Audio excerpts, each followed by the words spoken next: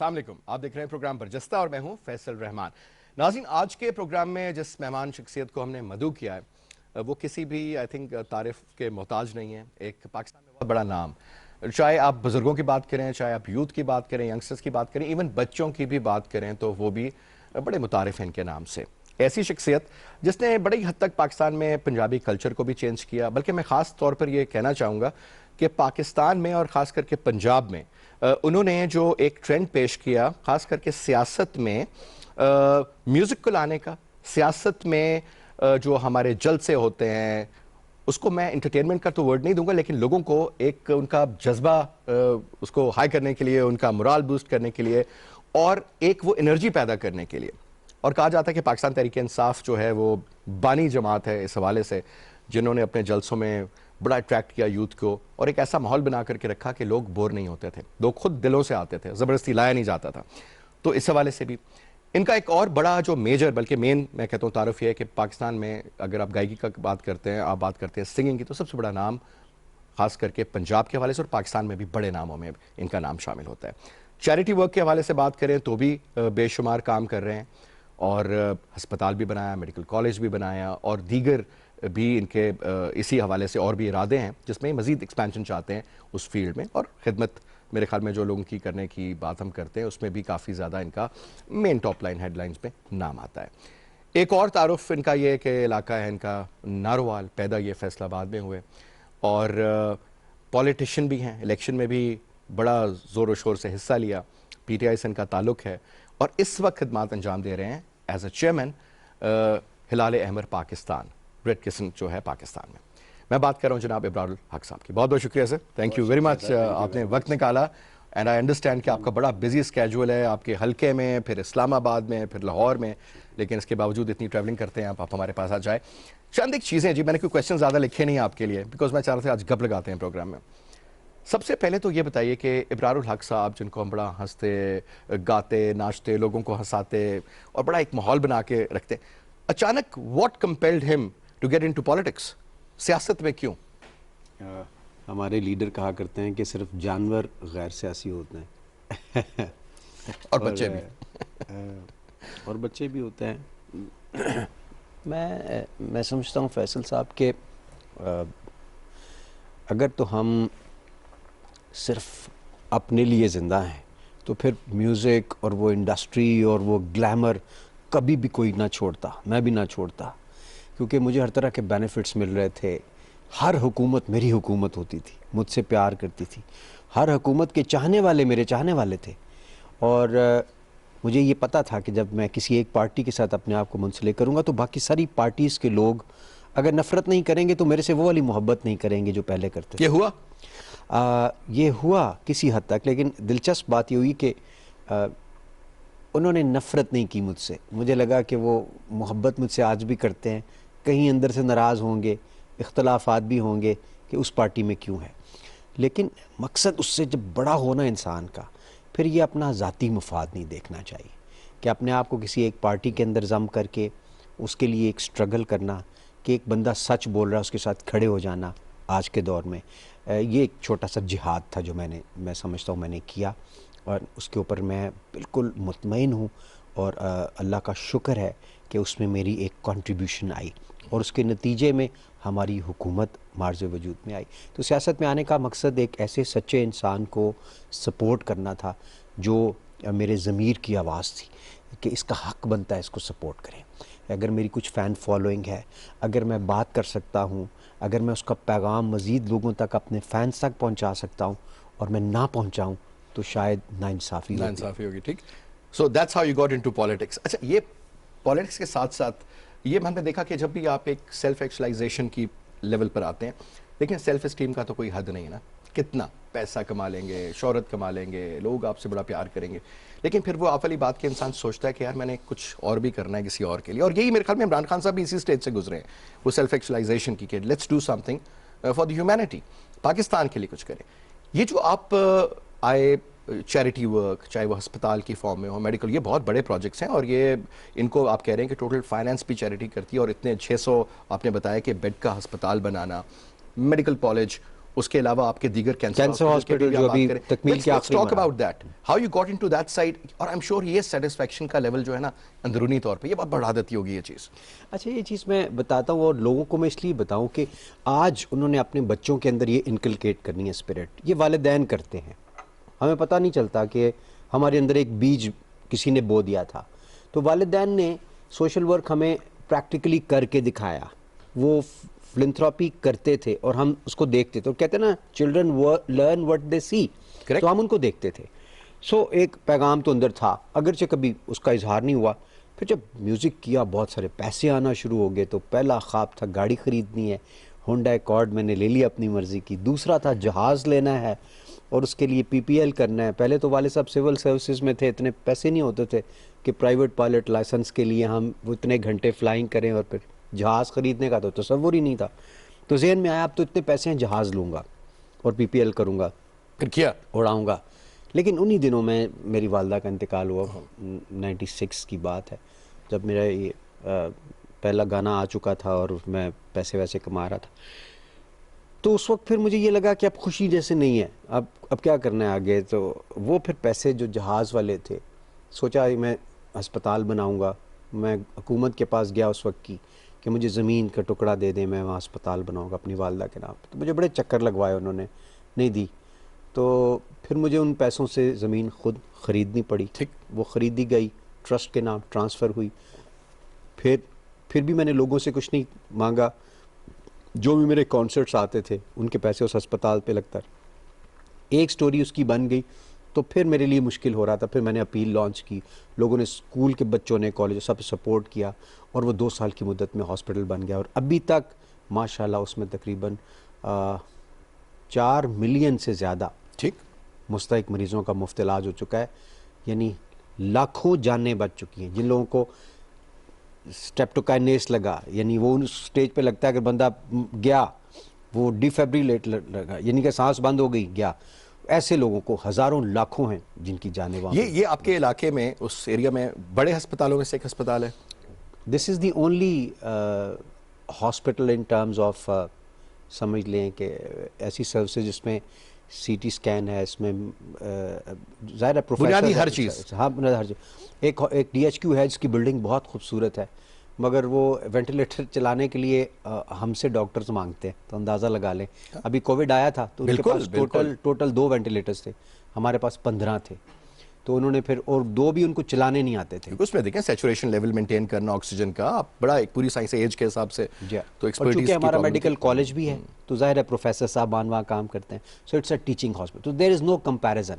اور وہ بھی بعد میں بنا, وہ تو 18 سال میں, ابھی وہ چند سال پہلے اس نے کام. تو ابھی ابرار صاحب یہ بتائیے گا کہ جو آپ کا میڈیکل کالج ہے, اس میں اسٹوڈنٹس پڑھ رہے ہیں فرسٹ ایئر, سیکنڈ ایئر؟ جی الحمدللہ 5th ایئر کے بچے ابھی میرا خیال ایگزام دیں گے اور ڈاکٹرز بنیں گے. ہمارا یہ فرسٹ بیچ ہوگا, اچھا 5 سال پہلے یعنی کہ تقریباً سٹارٹ ہوا. ویسے کیسے خواب ہوتا ہے. اور آپ کو پتہ ہے ہم اپنی تنظیم کے, اس سے میں دیکھ رہا تھا اور ہنس رہا تھا, تقریباً 3.5 کروڑ روپیہ ہر مہینے سیلریز دیتے ہیں اپنے سارے سٹاف کو, ڈاکٹر سے, پروفیسر صاحبان سے لے کے سویپر صاحبان تک, ہم سب کو اتنی بڑی بڑی سیلریز دیتے ہیں.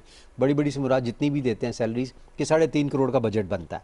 سو یہ دیکھیں کہ وہ بچوں کی فیسیں بھی آتی ہیں, اور وہ جو میڈیکل کالج سے ارننگ ہوتی ہے وہ سیدھی ہاسپٹل کے اکاؤنٹ میں جاتی ہے.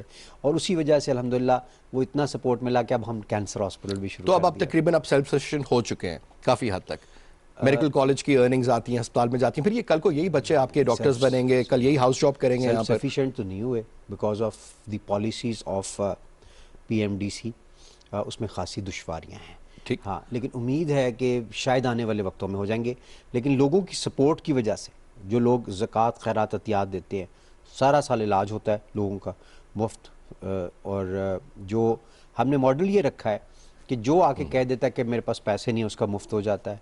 اور جو پیسے دینا چاہتا ہے, کوئی زمیندار آ گیا تو وہ تو فری نہیں کرائے گا, علاج کرانا بھی نہیں چاہیے, کیونکہ ہم جو زکوٰۃ کے پیسے ہیں وہ زکوٰۃ کے مستحقین پہ ہی لگاتے ہیں. تو وہ آ کے کہتا ہے کہ میں پیسے دوں گا, تو اگر سیزیرین سیکشن ہے تو سی سیکشن کا نارملی یہاں پہ 1.5-2 لاکھ 3 لاکھ. اور آپ کا کم چارجز ہے وہاں پر؟ اور ہمارے 10,000 ہیں تقریباً, اس سے کوئی 7-8% ٹوٹل بنتے ہیں اس اماؤنٹ کا. تو یہ بڑا بڑے ریزن ہے. تو at least as long as 2 lakh اور کہا 10,000, اور وہ بھی جو لوگ کہہ دیتے ہیں نا کہ ہمارے پاس پیسے نہیں ہے, تو ان کے لیے وہ فری ہے. تو وہ بیسیکلی سبسڈائز اتنا ہے کہ اس کا جو خرچہ ہے وہ ہمیں پہ ڈائریکٹ لوگوں سے لینا پڑتا ہے زکوٰۃ کی صورت میں. سبسڈائز ہے، اسی وجہ سے پھر آپ کو بیلنس آؤٹ کرنا پڑتا ہے. اچھا 2-3 چیزیں مجھے اور بتائیے گا.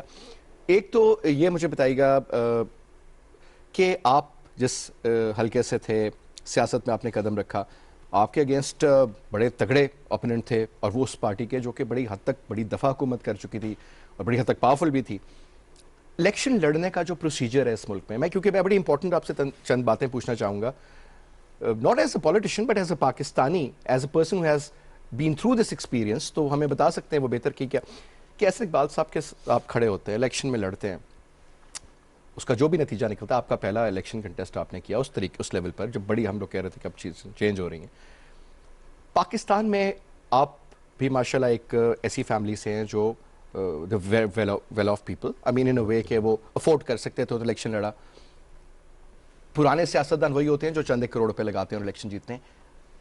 یہ پروسیس جو ہے یہ عام آدمی کے لیے ہے یا آپ کو اندر جا کے احساس ہوا کہ it's not what it seems to be, game کچھ اور ہوتی ہے، الیکشن لڑنے کا آرٹ بھی ایک بڑا ایک میٹر کرتا ہے؟ اچھا آپ نے بڑا ڈیفرنٹ کوشچن کیا، میں یہ ایکسپیکٹ نہیں کر رہا تھا. آپ نے ٹوسٹ بھی دیا کوشچن اور اس کا جواب کسی طرف بھی میں لے کے جا سکتا ہوں.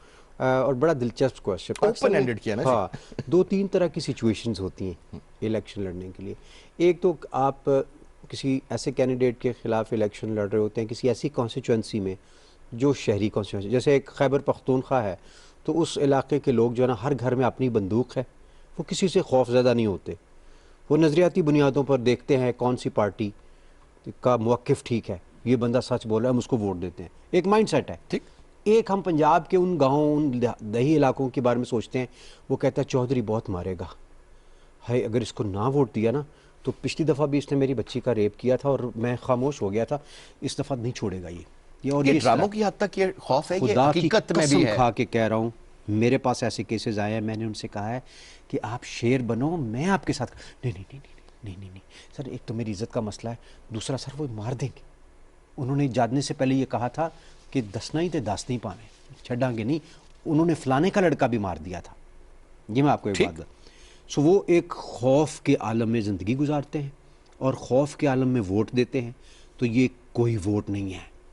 حقیقت پوچھیں، کچھ علاقوں میں بات کر رہا ہوں، میں سارے علاقوں کی بات نہیں کر رہا. کچھ پھر دلیر بھی ہوتے ہیں، ان میں سے کھڑے ہو جاتے ہیں. اچھا کچھ پھر بیچارے پیسے لے لیتے ہیں. یعنی ایک الیکشن پہ ایک اماں جی میرے پاس آئی اور مجھ سے کہنے لگی میں ساڈے سارے پنڈ دے لوکاں نے فیصلہ کیتا ہے، انہوں نے نہ پیسے لے لینے 2-2 ہزار روپے ووٹر نو دیتا ہے تے وہ بڑھیاں کہہ رہی سن یا اللہ ہن ابرار الحق جیت جائے صحیح، اگر ہار گیا تو سانو دکھ بڑا ہونا ہے. تو ایسے لوگ بھی ہیں. 2-2 ہزار روپے میں ووٹ بھی ہو جاتا ہے. یہ جو گھی کے ڈبے پہنچانے آخری ٹائم پہ گلیوں کی مرمت ہو رہی ہے، پائپ بچ رہے ہیں، اپنی جیب سے بھی ہم نے دیکھا. میں نام نہیں لوں گا، بڑے بڑے نام اور جو آپ آتے نے، اور پھر یہ سائنس بھی ہے، اس میں بے ایمانیاں بھی ہیں. کچھ ایسی بے ایمانیاں ہیں جن کا میں تصور بھی نہیں کر سکتا کہ میں کبھی کروں گا. یعنی مجھے یہ کہا گیا، اور میرے بڑے قریبی ساتھی جس نے سیاست میں میری بڑی ہیلپ کی تھی وہ آیا، عبران بھائی رجسٹری مہر لگوا دیو. تو میں سیریسلی سوچنے لگا اچھا یار لگواتا ہوں، میں کس سے کہوں کیا ہوتا ہے رجسٹری مہر، کیسے کہتا ہے رجسٹری مہر. اگلا اس کا جملہ سنے، رجسٹری مہر لگوا دیو، ہر مہینے تہاڈا جڑا ڈیرا ہے نا مفت چلے گا، ڈیرا مفت چلے گا، نالے نا 1-2 لاکھ مہینے کا منوں مل جائے گا. میں نے کہا یہ کیسے؟ میں نے کہا وہ کیسے، ڈیرا کیسے چلے گا؟ کہتا ہے رجسٹری مہر آپ کو پتہ کتنے پیسے کماتے ہیں وہ سر جان دیو، اور ایک پٹواری سر مہینے دا اتنے تنے دیتا ہوں. میں نے کہا او مائی گاڈ. میں نے کہا یار دیکھو بات سنو، میں ابھی نام لینے لگا تھا، اس کا نام نہیں لیا، اس کو پتہ چل جائے گا. میں نے کہا بات سن، تیرا دل چاہتا نا تیرے پاس زیادہ سے پیسے ہوں؟ کہتا ہے ہاں. میں کہا تو دعا کر، میں بھی کرتا ہوں، میرا اللہ تجھے اتنے پیسے دے گا تو نے سوچا بھی نہیں ہوگا، اور حلال کے دے گا. میں نے کہا مجھے بھی اس نے دیے ہیں، میرے پاس اپنی مرضی کی گاڑی ہے. میں نے کہا میں 5,000 میری تنخواہ تھی ایچ ایس این کالج میں دعا مانگتا تھا یا اللہ مجھے زیادہ سے پیسے چاہیے، مجھے گاڑی چاہیے، اپنی مرضی کی گھر چاہیے، مجھے نہیں پتا جہاں سے مرضی دو. تو میں نے کہا مجھے ملا نا. تو میں نے کہا تم اس طرح یہ نہ سوچو، اگر انہوں نے کیا بھی ہے نا ہم نے نہیں کرنا. ٹھیک ہے نا. اچھا آگے سے کیا کہتا ہے, ابرار بھائی اگر میں تانوں یہ گلا نہ دس دیندا تسی لوا ہی دینا سی نا میرا بند, یعنی آپ نے لگوا ہی دینا تھا نا اس کو. اب میں آپ کو کہہ کے پھنس گیا ہوں کہ وہ تو رشوت دے گا فلانا. اچھا یہ مجھے پتہ چلنا شروع ہوا کہ اچھا پہلے کیسے ہوتا تھا, کیا ہوتا تھا, کیا نہیں ہوتا تھا. پھر پتہ چلا کہ یہ اربوں روپیہ کہاں سے آتا ہے, پھر وہ کیسے لگتا ہے واپس دوبارہ الیکشن جیتنے کے لیے, کون کون سے سٹیک ہولڈرز ہیں, کیسے آپ تھانے دار اپنی مرضی کا لگواتے ہیں. تو یہ پوری ایک مشینری ہے جس نے آپریٹ اور کرنا ہے, پھر اس حساب سے تو چونکہ ریزلٹس میرا مخالف جو تھا انٹیریئر منسٹر بھی تھا, تو ظاہر ہے اس کے پنجے اور زیادہ تیز ہو چکے تھے. اس نے جو جیریمنڈرنگ کر کے نئی حلقہ بندی کروائی, تو اس نے وہ والے علاقے اوئے ہوئے سب سے بڑی ڈرائنگ جو وہ کی انہوں نے, کہ وہ حلقہ بندی ایسے کروائی کہ سارے اپنے مرضی کے گاؤں لے کے, اور وہ ایسی جیریمنڈرنگ ہے کہ اس کو اگر آپ کے سامنے رہا تو آپ ہنس پڑیں گے کہ یہ آپ کی اسلام کیسا آباد حلقہ. کی بھی جو ہوئی وہ بھی کچھ ایسی ہوئی, جہاں جو تگڑا تھا اس کو اس طرح ویک کس طرح کیا جاتا ہے کہ جی یہ ان کا حلقہ ہے, فلانی برادری یہاں پر ہے, یہ ہماری سپورٹ. تو یہ ساری ٹرکس آف دی ٹریڈ ہے نا جی. لیکن میں کبھی بھی سوچتا ہوں کہ پھر میں نے کہا اگر یار میں ابرار یہ میں یا تو میں یہ کروں اور پھر میں جیت جاؤں الیکشن, لیکن کیا میں مطمئن ہوں گا؟ پھر میں نے کہا نہیں, میں نہ جیتوں میں ایسے زیادہ مطمئن ہوں. آپ نے فیصلہ کرنا ہوتا ہے نا سب سے پہلے اندر فیصلہ خود کرنا کو ہے مطمئن کہ کرنا, بے ایمانی بالکل کر ٹھیک. کے آپ نے ایم این اے بننا ہے یا ایماندار طور پہ آپ نے ہارنا ہے. اب کئی لوگ کہتے ہیں نہیں گھیگ ٹیڑھی انگلش نہیں نکلے گا فلانا ہے, تو ایسے کوئی بات نہیں. میں نے کہا میں عوام کے سدھرنے کا اور ان کے ٹھیک ہونے کا انتظار کروں گا. ٹائم لگتا ہے جی, ایک پروسیس ہے, ایک سلسلہ ہے, اور یہ آپ چند ایک سالوں میں نہیں چینج کر سکتے, اس کو دہائیاں لگتی ہیں, اور کنسسٹنٹ ہوم ورک. اور شہری علاقہ جو کہ کسی کے زیر تسلط اتنا نہیں ہوتا, وہ اکثر جو ہے وہ آپ یہ سمجھتے ہیں کہ دو تین چیزیں, کیونکہ میں آپ سے آپ کے پورٹ فولیو کے حوالے سے سیکنڈ سیگمنٹ میں بات کروں گا, لیکن تھوڑا سا میں چاہتا ہوں کہ پہلے آپ کس پوائنٹ سے دیکھیں. آپ ایک ینگ سٹار تھے, ہیں بلکہ پاکستان میں آپ کے ایک نام, لوگ آپ کو people use to look up to, universities, colleges, youth کی بڑی فالوئنگ تھی آپ کی, اور ہے بھی. اس ملک پہ میں آج بھی اپنے پروڈیوسر سے بات کر رہا تھا کہ یار بندہ باہر نکلتا ہے روڈ پہ, کہیں پہ بھی آپ صرف ایج وائز ان کو جج کرنا شروع کریں تو آپ کو واقعی لگے گا کہ 60-70% ینگسٹرز ہی نظر آ رہے ہیں آپ کو, بچے حالانکہ ابھی آپ کو نظر نہیں آ رہے, میجورٹی. اس میں آپ یہ فرمائیے گا کہ اس گورنمنٹ سے بہت زیادہ امیدیں, یوتھ کے اوپر عمران خان صاحب نے کام کیا, عمران خان صاحب نے ڈار صاحب کو بھی بنایا یوتھ کے لیے, بہت سارے کام ہو رہے ہیں, لیکن ابھی بھی جو میرے خیال میں ہونا چاہیے اس کا 5% بھی نہیں ہو رہا. اس کے لیے کیا آپ سوچ رہے ہیں, کیا پلان کر رہے ہیں؟ ہونا تو بہت کچھ چاہیے, آئی ایگری ود یو, اور کافی کچھ ہو بھی رہا ہے. ایک ہماری حکومت کی جو ناکامی ہے, جو بڑی ناکامی ہے, وہ یہ ہے کہ ہم اتنا کچھ کر رہے ہیں اور دکھا نہیں پا رہے. ریزن اس کی بڑی وجہ یہ ہے کہ ہم پھر آنیسٹ ہیں, کیونکہ ہم پیسہ لگائیں گے, عوام کے پیسوں میں سے پیسہ نکالیں گے جو عوام پہ لگنا چاہیے, اس کو ہم ایڈورٹائزمنٹ پہ لگا دیں گے کہ عثمان تو یہ کر رہا ہے, ابرار الحق نے 15 دن میں اسپتال بنا دیا, فلانے نے یہ کر دیا, اور ہم لوگوں کو بتائیں گے وزیر اعلیٰ نے یہ کر دیا. اگر ہم وہ غیر ضروری پھر اخراجات ہوتے ہیں نا, عوام تک پہنچ تو جائے گا میسج, جیسے پرانی حکومتیں کرتی تھی, ایک تصویر لگا دی بڑی سی وزیر اعلیٰ کی, اور پھر اس کے بعد مبارک کو آپ نے یہ کر دیا وہ کر دیا, تو وہ غلط وجہ. اور پھر ٹی وی کے ساتھ بھی ڈیل کر لی, مختلف چینلز کے ساتھ, لیکن اتنے پرسنٹ ہم آپ کو دیں. بڑے بڑے پروجیکٹس آتے ہیں, کل بھی عمران خان صاحب گئے ہوئے تھے, بے شمار روڈز کے افتتاح ہوں, بریجز کے افتتاح ہوں, کسی اسپتال کی اوپننگ ہو, خان صاحب جاتے ہیں, پاکستان ٹیلی ویژن بھی کور کرتا ہے, بے شمار ادھر بھی, لیکن جس طرح کہ آپ سمجھتے تھے کہ پہلے بالکل ایک سامنے سیدھا اشتہار بنایا ہوتا تھا, وہ اب نہیں ہو رہا. فیصل آپ میرے سے اگری کریں گے کہ اتنے سارے چینلز کی بھرمار ہے. اب ہم اتنی محنت کر کے پروگرام ریکارڈ کر رہے ہیں, آئی ایم شور آپ کی وجہ سے آپ کے پروگرام کی ویورشپ بہت زبردست ہوگی, لیکن پھر بھی مجھے بتائیں جس ٹائم آپ کا پروگرام چلے گا, آئی ڈونٹ نو اور کتنے پروگرام چل رہے ہوں گے, بالکل ٹھیک, لوگ اپنی اپنی مرضی کا پروگرام دیکھیں گے, سو ہماری ویورشپ بہت ساری بڑھ جاتی ہے.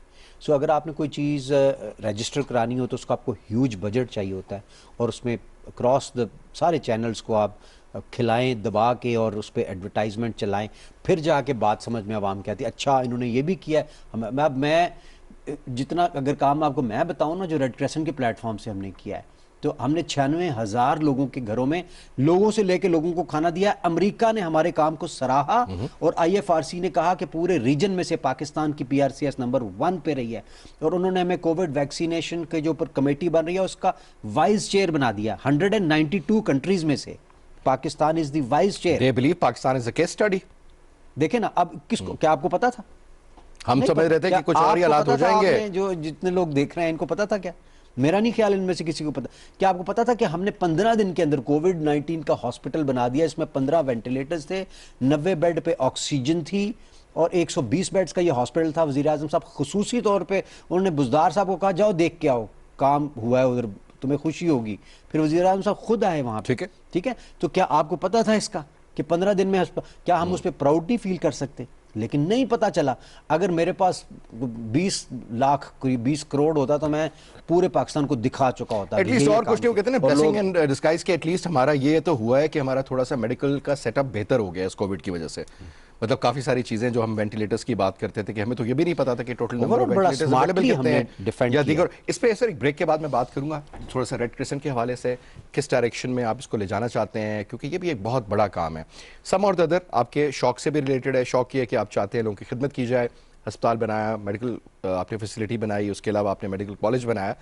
سو تھوڑا سا اس پہ بھی بات کریں گے کہ کس طریقے سے آگے لے کر کے چلیں گے. Well take a short break جی. بریک کے بعد واپس آتے ہیں, برار صاحب ہمارے ساتھ موجود, اور گفتگو کا آغاز دوبارہ سے کریں گے.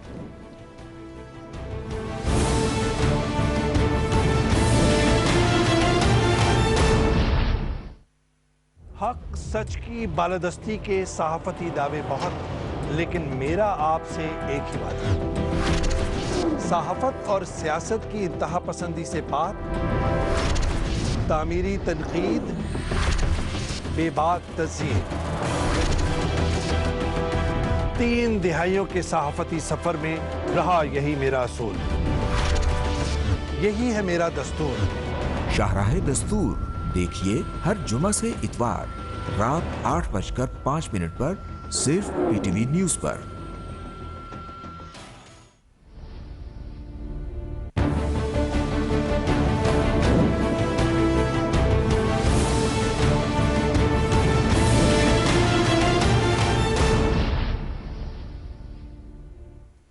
ویلکم بیک جی. ابراہیم صاحب اب تھوڑی سی بات کریں ہم لوگ ہلال احمر پاکستان کے حوالے سے. فرسٹ آف آل 2-3 چیزیں. ایک یہ کہ یہ جو آپ کو پورٹ فولیو دیا گیا یہ بڑا امپورٹنٹ تھا, ذمہ داری کا بھی اس میں کام تھا, اور اس میں آپ کی جو ویژن ہے, مطلب how do you see this, where do you want to take it now from here, جہاں سے ملا obviously آپ چاہتے ہیں اس کو بہتر کریں اور ایکسپینڈ کریں اور اس کو میننگ فل بنائیں. فیصل صاحب, I want to make it one of the biggest organization of Pakistan, a humanitarian organization of Pakistan, with the capacity of raising funds from within.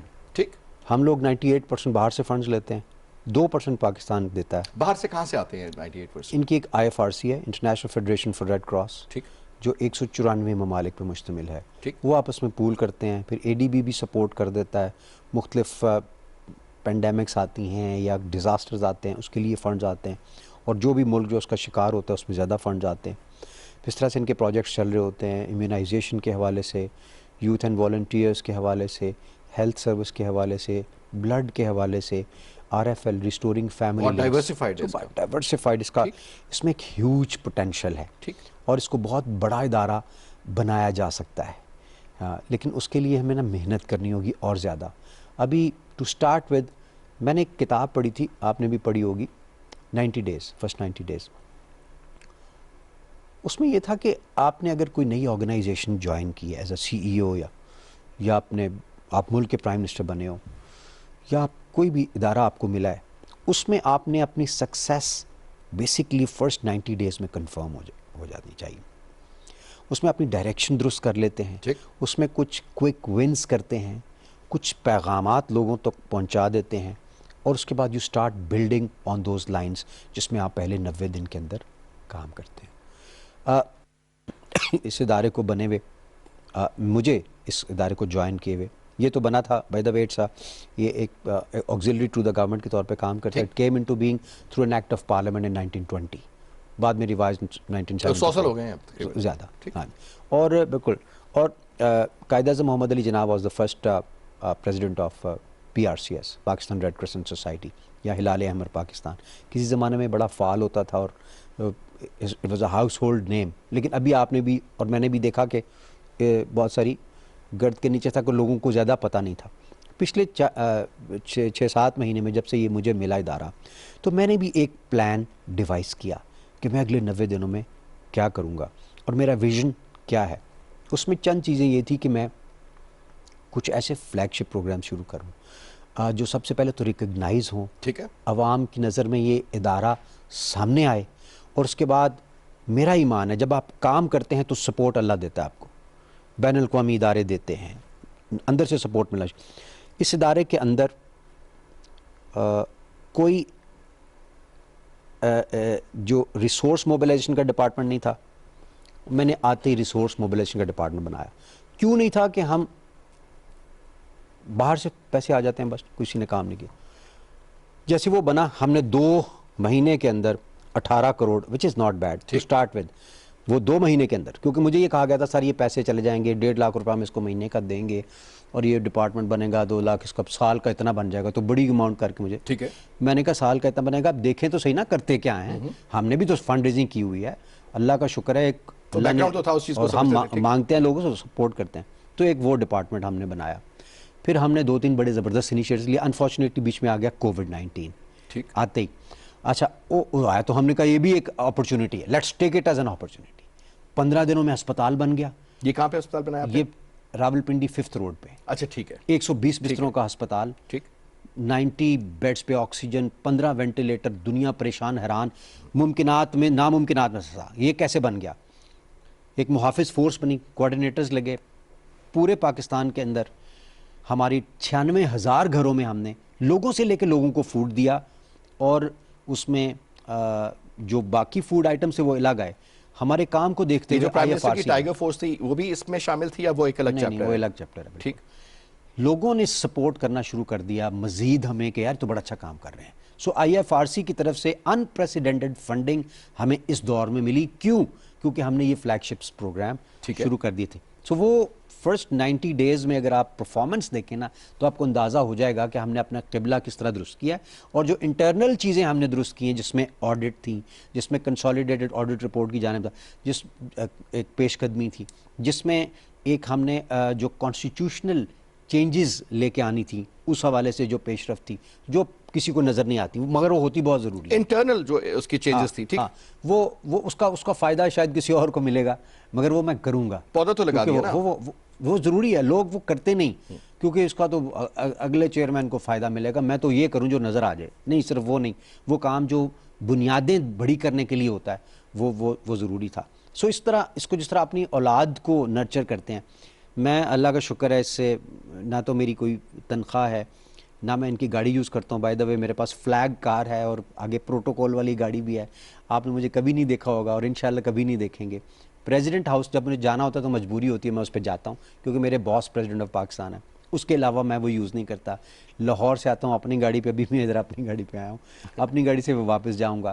Petrol میرا اپنا استعمال ہوتا ہے. کیوں؟ میں اپنی آرگنائزیشن کے لوگوں کو صرف یہ کہتا ہوں کہ میں سارا کچھ دے رہا ہوں اس لیے کہ میں ایک فیل کروں کہ I am giving something. اس لیے ہم جب کسی سے مانگیں گے نا کہ ہلال احمر کو سپورٹ کریں، صاحب دے دیں گے تو آپ کے بعد جو بھی شخص آئے گا ایٹ سم سٹیج شاید وہ یہ نہ کر سکے. تو وہ بھی تو ایک بینچ مارک ایسا سیٹ کر دینا جو آگے فالو نہ ہو، وہ بھی غلط نہیں ہو جائے گا. نہیں دیکھیں، وہ اتنا نہ کرے، تھوڑا سا کر لے کہ اگر وہ گاڑی اس نے یوز کرنی ضروری ہے اس کے لیے تو اپنی کم از کم فیملی کو نہ دے. اتنا تو کر لے کہ بالکل کوشش کرے بائی دا بک چلے. پھر ان اپوائنٹمنٹس کے، ان پوسٹوں کے چسکے بھی تو ہوتے ہیں نا. یہ تو مزے گھومنا پھرنا، گاڑی شاڑی، لوگ تو اس پوائنٹ سے دیکھتے ہیں. ہمیشہ یہ ہوتا ہے. نہیں ہو گئے چسکے ویسے بڑے. یہ وہی بات ہے نا جی، 72 کا اینڈ کب آئے گا؟ ہاں دیکھیں، آج بینچ مارک سیٹ ہوا ہے، تبھی تو لڈ لگانی ہے نا اس پہ. میں بتا رہا ہوں آج بینچ مارک سیٹ ہوا ہے نا، ابرار الحق سے اللہ نے کروایا. تو باقی جب آئیں گے نا تو لوگ ان کی طرف دیکھیں گے، سر وہ ابرار صاحب نے ویسے گاڑی نہیں لی تھی، آپ کی مرضی آپ نے لینی ہے. تو ایک دفعہ سوچے گا ضرور، پھر وہ کہے گا یار ابرار صاحب کے پاس بڑے پیسے تھے میرے پاس نہیں ہے، تو چلو کوئی بات نہیں، لے لے گا. لیکن وہ کچھ اور پریویلیج پرکس لینے سے پہلے سوچے گا کہ یار نہیں چلو یہ نہیں کرتے. پھر کچھ تو سوچے گا نا، تو کم از کم اس طرف پیش قدمی ہوگی. اور وائی ناٹ، ایسے لوگ ہیں. میں کہتا ہوں اللہ نے دیا ہوتا ہے رزق، کوئی نہیں مرتا اپنے پلے سے پیٹرول لگانے سے. میری بیگم ویسے مجھے کہتی ہے آپ عجیب آدمی ہیں، آپ گاڑی آپ کو سائنڈ ہے، آپ ہفتے کے 40,000 روپے لگا کے آ جاتے ہیں ادھر. میں نے کہا ہیں ہم ویسے بھی کہیں نہ کہیں اللہ کے نام پہ چل رہے ہوتے ہیں. تو یہ اس ادارے کو بھی، کیونکہ آپ کو سیٹسفیکشن فیل ہو، آپ لوگوں سے کہہ سکتا ہوں کہ خبردار اگر کسی نے کوئی اس طرح کا حرکت کی تو میں خود لگا رہا ہوں. مینجمنٹ جو ہے آپ کی اس کی جو آپ کی ہلال احمر پاکستان کی مینجمنٹ کے حوالے سے, کیونکہ different obviously if you are the head, تو آپ نے اس کو اپنے حساب سے پلان آؤٹ بھی کیا ہوگا کہ یار مجھے یہ بندہ ادھر چاہیے, یہ بندہ ادھر چاہیے, ٹاپ مینجمنٹ میں یہ لوگ چاہیے, ایک سسٹم آپ پلان آؤٹ کرتے ہو پھر آپ ڈیلیور کرتے ہو. اس حوالے سے کیا کیا چینجز لائے ہیں آپ, کوئی انسٹیٹیوشنل چینجز آئے ہیں؟ آپ نے بڑا اچھا سوال کیا. دیکھیں ایک کچھ چیزیں میں نے محسوس کی تھیں آ کے کہ ٹرانسپیرنسی بہت امپورٹنٹ چیز ہوتی ہے کسی بھی ادارے میں. پہلے یہ ہوتا تھا, جیسے ایک میں آپ کو بتاتا ہوں کہ باہر سے فوڈ آئٹمز آ گئے, یہ کیش آ گیا کہ 50,000 ہزار روپے کیش بانٹنے ہیں. یہ جو ایولانش آئی تھی یا جو سیلاب آیا تھا یا یہ جو پینڈیمک آئی تھی اس میں لوگوں کو 50,000 ہزار بانٹنا. تو اب وہ NHQ یعنی نیشنل ہیڈ کوارٹر نے پروونشل برانچ کو کہا کہ آپ نے یہ پیسے بانٹنے ہیں. ٹھیک ہے. پروونشل برانچ نے آگے 2 اپنے لڑکوں کی ڈیوٹی لگا دی جن کی 18,000 ہزار روپے تنخواہ ہے کہ آپ آئیڈینٹیفائی کر کے لائیں وہ لوگ کون کون حقدار ہے, کون کون حقدار ہے. ٹھیک. اب اس کی 18,000 روپے تنخواہ ہے, بانٹنے اس نے 50,000 ہزار روپے ہیں. تو اس کے ایمان کو امتحان میں ڈالنے والی بات ہے نا. وہ کہے گا یار میں اپنے بھائی کو نہ دے لوں, ہم بھی تو غریب ہیں, فلانے رشتہ میرا دار کو کزن بھی تو فلانے, غریب ہے. ٹھیک. تو وہ پھر آ جا کے نا کوشش کرے گا سارے اپنے ہی. مجھے کوئی اعتراض نہیں ہے اگر کوئی غریب ہے تو کوئی دے بھی دیتا ہے ایک آدھ کو, مجھے کوئی اعتراض نہیں. لیکن صرف یہی تو نہ ہو. لیکن سر اب بے نظیر سپورٹ فنڈ جو تھا, ہماری بات ہوئی ان کی جب اس پورے سلسلے میں جناب پتہ چلا کہ کتنے لاکھ لوگ وہ تھے جو کہ یا تو رشتہ دار تھے اور ایون جو فالس ناموں پہ جا رہے تھے اور جو ایون 16 گریڈ 15 گریڈ 17 گریڈ کے افسروں کو بھی لگا ہوا تھا سلسلہ. چلیے میں آپ کو عرض کروں, اب بتائیں نا, تو یہ تو ظلم ہے نا جی. دیکھیں اب وہ اپنوں کو بانٹ لے گا خدا نہ خواستہ, تو اکیلا بندہ کو بانٹنے کی اب میں نے اجازت نہیں دی. اس کے اوپر میں نے یہ کہا کہ دیکھیں آپ 4 ٹیئر فارمولا چلائیں گے. ہمارا ایک محافظ کوارڈینیٹر ہوگا جو کوارڈینیٹ کرائے گا 4 ٹیئرز میں. ڈپٹی کمشنر اس لسٹ کو ویٹ کرے گا کہ یہ کیا درست لوگ ہیں سارے جن کو کیش جا رہا ہے یا جن کو یہ کھانا جا رہا ہے. اس میں کمپلیکیشنز نہیں ہو جائیں گی بہت ساری؟ میں آپ کو بتاتا ہوں نا, ایسی کمپلیکیشن لوگ بڑے پریشان ہو گئے وہ. اچھا اور آج ایک اخبار میں خبر بھی انہوں نے لگوائی ہے, یہ کوارڈینیٹرز کیوں لگا دیے گئے ہیں, یہ پولیٹیکل تعیناتی ہے, یہ زیادتی ہے, یہ اندر سے کچھ اور بات ہے. بات یہ اندر سے کیا بات ہے, اور ہم بتائیں نا. بات یہ ہے کہ پہلے تو ہمارے لوگ جا کے ہم بانٹ لیا کرتے تھے سے, اب یہ کہتے ہیں کہ ڈی سی سے پوچھو. اب یہ کہتا ہے کہ لوکل ایک سٹیک ہولڈر جو ہم ایمیننٹ پرسنالٹی ہے اس کو بھی رابطے میں رکھو, اور پروونشل برانچ بھی کام کرے گی, اور پھر ایک کوارڈینیٹر ہوگا. تو 4 لوگ جب ہوں گے تو کرپشن نہیں ہو سکے. اور یہ بالکل گراس روٹ لیول پر آپ نے یہ کام کیا جناب. اب یہ میں نے پورے ڈسٹرکٹس کے اندر یہ کہا, میں نے کہا چلو ہر جگہ ہمارا کوارڈینیٹرز نہیں ہے, کم از کم 2 ٹیئرز تو ہو نا, کہ ایک آپ کی لوکل برانچ ہے یا پروونشل برانچ ہے تو ایک ڈپٹی کمشنر کو آن بورڈ لے لو, تاکہ آپ نے لسٹ بنائی ہے, آپ ڈپٹی کمشنر سے کہو کہ یار ویریفائی کر دو کہ لوگ درست ہیں یا نہیں. اب اس میں کیا مذائقہ ہونا چاہیے؟ اب اس پہ تکلیف جاری ہے کہ یہ کیوں ہم سے یہ کہا جا رہا ہے. پہلے تو ہم کیا کرتے یہ ود ان دی آرگنائزیشن, یہ this is unfortunately within the organization, کوئی پروونس اس میں ہے. اولڈ پریکٹسز کو آپ ایک دم نہیں بدل سکتے. میں بدل سکتے ہیں, ہمیں بدلنا چاہیے, یوں بدلیں گے انشاءاللہ, نہیں تو ہمیں بدل دیں. کانسیپٹ تھا نا, کھاتے ہیں تو لگاتے بھی تو ہیں. ہاں غلط کانسیپٹ. تو بالکل ہی آپ بند کر دیں کھانا, اور لگانا تو 100% پھر نہیں ہوگا نا. نہیں سر نہیں, غریب آدمی کو اس کا حق کب ملے گا مجھے بتائیں نا. مطلب جس کا حق بنتا ہے اس کو آپ دے نہیں رہے, رشتہ داروں کو کوئی تو ہوگا نا جو اس پہ وہ کرے گا. ایک چیز تو یہ ہوگا, میرے ہوتے نہیں ہوگا, اور ابھی آڈٹس بھی ہوں گے اور بڑے ڈیٹیلڈ میں ہوں گے, اور انشاءاللہ سارے کچے چٹے. اور یہ ایسے ہی نہیں کی گئی, یہ جو پورا سیٹ اپ بنایا گیا ہے یہ کچھ آبزرویشنز رکھی گئی, پہلے دی گئی, پھر اس کے اوپر تحقیق کرائی گئی, اس کے ثبوت اکٹھے کیے گئے. ابراہیم صاحب آپ کے, ہاں جی, اس کے بعد یہ میں نے 4 ٹیئر فارمولا دیا ہے. اب اس کو کوئی نام آنے تو مجھے بتائیں, جتنی مرضی خبریں لگوا لیں اور جتنا مرضی روک لیں. یہ آپ کے اوپر بھی تو کوئی نہ کوئی واچ ڈاگ ہوگا جو آپ کے پورے کے پورے ادارے کو مانیٹر کرے. اس طرح کہتے ہیں جی یہ ساؤتھ ایسٹ ایشیا یا ساؤتھ ایشیا یا Middle East for that matter, ان کا کوئی نہ کوئی تو اوپر بھی تو ہے. IFRC کے ریپرزنٹیٹیوز ہوتے ہیں, ٹھیک ہے, جو یہیں پہ ہوتے ہیں, ان کے نمائندگان, مختلف ڈونرز کے نمائندے ہوتے ہیں, وہ بھی ساتھ ہوتے ہیں. اور آج دلچسپ بات ہے کیونکہ ان کو اچھی طرح سے پتہ ہے کہ میں نے پریکٹس جو یہ رکھی ہے اس کا مقصد جو ہے یہ کریڈیبلٹی کو ٹرانسپیرنسی کو انشور کرنا ہے. تو انہوں نے وہ کہیں سے وہ خبر پڑھی تو وہ مجھے کہہ رہے ہیں mister Broad tell us what should we do what can we do for you, اس طرح کر کے میسیجز کر رہے ہیں. میں نے کہا don't worry I will handle ہو جائے. اچھا کرونا کے حوالے سے بتائیے, جب آپ نے بتایا کہ کرونا کا مسئلہ ہوا, ہم نے دیکھا جی 2005 کا زلزلہ آیا, اس کے بعد 2010-11 کے سیلاب آئے, پھر یہ کرونا تو ایک ایسی چیز سے ہمیں سمجھ نہیں آ رہی تھی کہ مینیج کیسے کریں. سیلاب کو بھی آپ پانی دیکھ لیتے ہیں, زلزلہ بھی آپ سمجھ میں آتا ہے, کرونا تو انویزیبل اینیمی والا سلسلہ تھا. اس حوالے سے کہتے ہیں جی پاکستان نے بہت اچھا رول پلے کیا ہے. دوسری طرف جو کرٹکس ہیں وہ کہتے ہیں جی پاکستان نے صحیح نمبر پہ وہ نہیں کی, بہت کم تھی ہماری سیمپلنگ, بہت کم ٹیسٹ کنڈکٹ ہوئے. لیکن ابھی ہم دیکھ رہے ہیں کہ ہمارا پڑوسی ملک جو ہے انڈیا, اس میں 1 لاکھ کیس روزانہ, 1500 کے قریب روز کی اموات. پاکستان میں آج میں پڑھا تھا کہ 450 کیس تھے اور 6 لوگ اخبار میں تھا کہ ایک آدھ دن میں فوت ہوئے. یہ ڈیٹا کی ہیرا پھیری ہے یا حقیقت میں آپ کر چکے ہیں جناب؟ دیکھیں آپ کے سامنے ہے, امپورٹنٹ چیز ہوتی ہے آپ دیکھیں کتنے لوگ ہاسپٹلائز ہوئے اور کتنے لوگ فوت ہوئے. جو کیسز آئیڈینٹیفیکیشن ہے نا, کتنے لوگ پازیٹیو نیگیٹو نکل آئے, وہ ایک الگ بات ہے. وہ ہم نے کم کرائے ہیں یا زیادہ کرائے ہیں. امپورٹنٹ چیز ہے کہ کوئی ہمارا جانی نقصان کتنا ہوا, اور اس سے ہمارا جانی نقصان دنیا میں الحمدللہ سب سے کم ہوا, 6,500 بندہ. اور اس کی 1-2 وجوہات ہیں.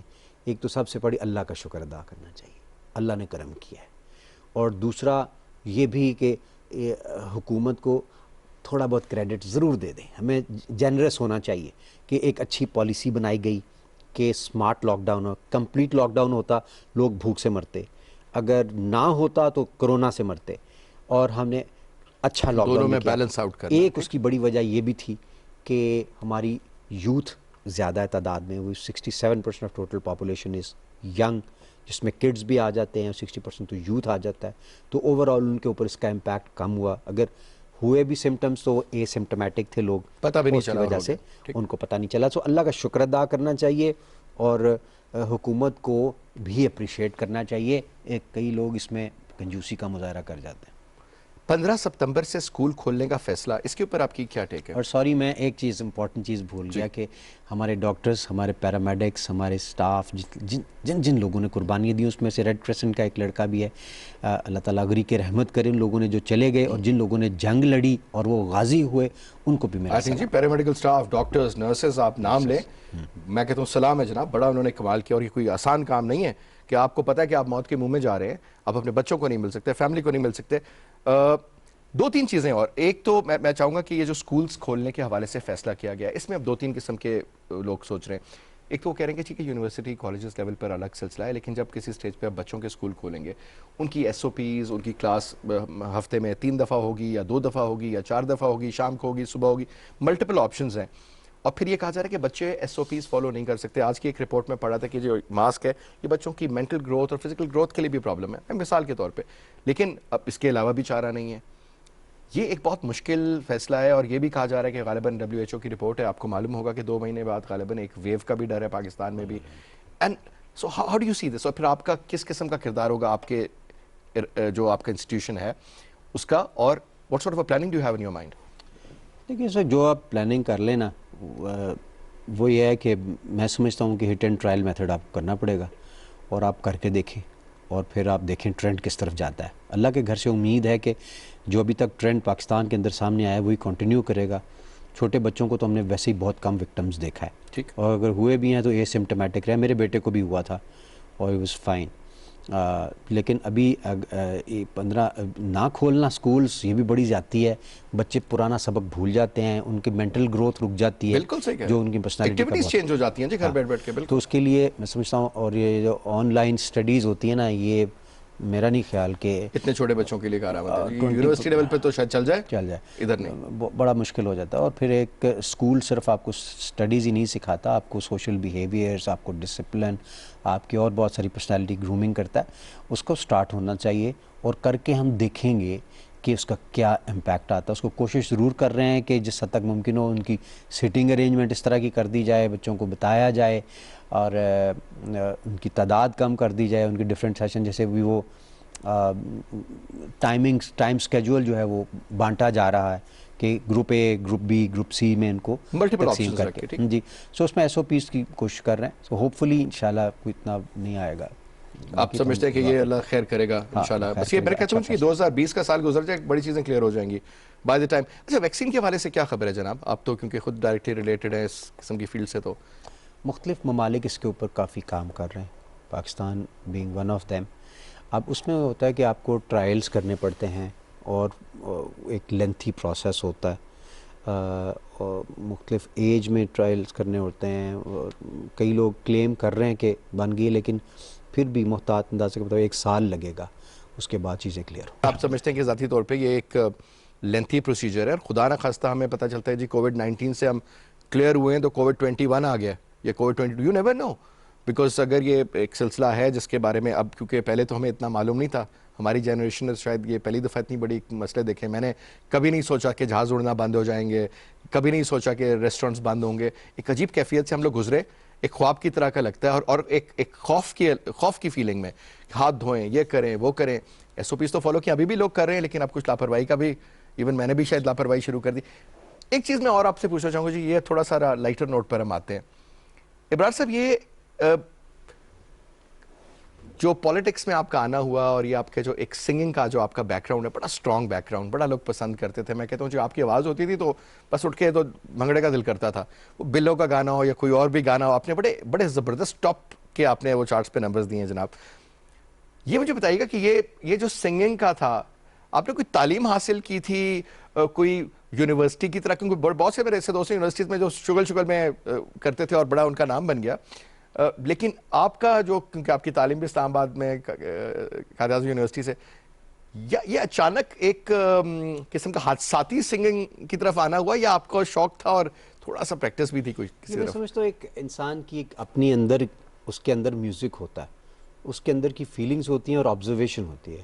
جگہ جگہ گانے بکھرے پڑے ہیں, جگہ جگہ شعر بکھرے پڑے ہیں, اور ہم نے سمیٹنے ہوتے ہیں وہ, اور اگر ہم نے سمیٹ لیے اور اس کو کہہ دیا تو وہ شعر بن گیا. گاڈ گفٹڈ ہوتا ہے نا جی.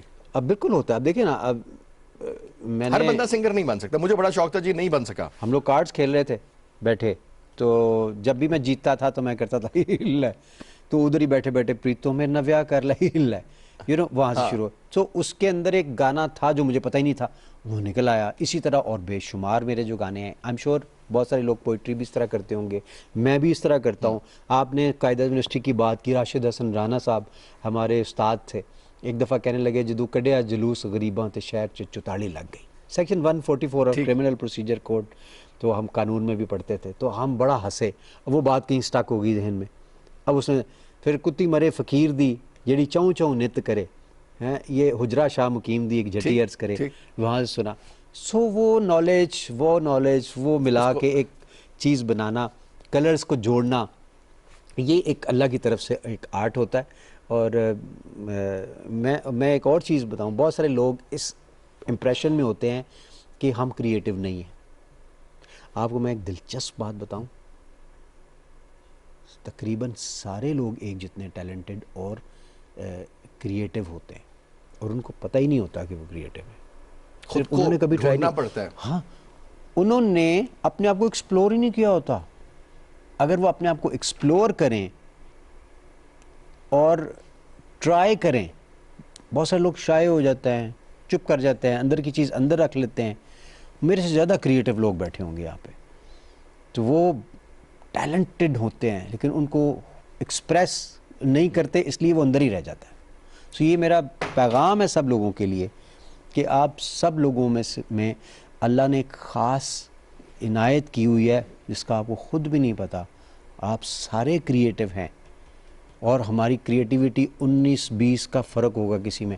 کسی کی پالش ہو گئی ہے بار بار کر کے, اور کسی کو ابھی پتہ ہی نہیں ہے, ایکسپلور اس نے کرنی ہے. سو آپ اس پہ ایکسپلور کریں گے نا, اس پہ کبھی کام ہی نہیں کیا ہوگا آپ نے. میں اگر میوزک پہ کام نہ کرتا تو آج میں کہیں پڑھا رہا ہوتا نا, میں تو تھوڑا سا کام کر لیا. دیکھیں نا جی, پڑھانا, میوزک, سیاست, سوشل ورک, بڑی ڈفرینٹ سی کامبوز ہیں, اور یہ سب کے اندر ہوتی ہے. آئی ایم شیور دنیا بھری پڑی ہوگی, ہمت نہیں کی کسی نے, سوچا نہیں اس طرف, یا کسی کو کوئی بیچارہ کسی ایک, وہ جو کہتے ہیں نا کسی کام میں لگا ہوگا کہ میں نے اتنے پیسے لینے ہیں, گھر لے کے جانے ہیں, امی کی دوائی فلانا, بیچارے یہ بھی تو لوگوں کے مسائل ہوتے ہیں جس کی وجہ سے اپنے آپ کو ایکسپلور نہیں کر پا رہے ہوتے. تو اکانومی اللہ کرے ہماری بہتر ہو, اور لوگوں کا ٹیلنٹ نکھر کے سامنے آئے. میں تو کہتا ہوں کہ ایک جو اوور آل ڈپریشن ہوتا ہے نا وہ لوگوں کے فنکاروں کے ہر چیز پہ اثر انداز ہوتا ہے جی. ایک زمانے میں دیکھیں نا اب اچھا شاعر, بڑے بڑے نام تھے پہلے, بڑے سنگر, بڑے لکھنے والے, بڑے میوزیشنز فار دیٹ میٹر. ہماری کلاسیکل موسیقی میں بڑے بڑے نام تھے, اب کم رہ رہے ہیں. آہستہ آہستہ وہ چیز روشن کی طرف جا رہی ہے. میرے خیال میں وہ آپ والی بات کہ خود کو تھوڑا سا ایکسپلور کرنا چاہیے کہ میرے اندر ایسا کیا ہے جو بیسٹ ہو سکتا ہے, باقیوں سے بہتر ہو سکتا ہے. اگر میں ایک کام کر رہا ہوں اور 10 سال سے کر رہا ہوں اور میڈیوکر لیول پر ہی ہوں تو ہو سکتا ہے کہ اور چیز ہے جس کو میں 5 سال کرتا 10 سال کے بجائے تو میں شاید ڈبل گین کر چکا ہوتا. I think it's very important to بڑی گیٹ اچھی ٹو نو بات یورسیلف. کیا ہے کہ real leader is not the one who produces followers, real leader is the one who produces more leaders.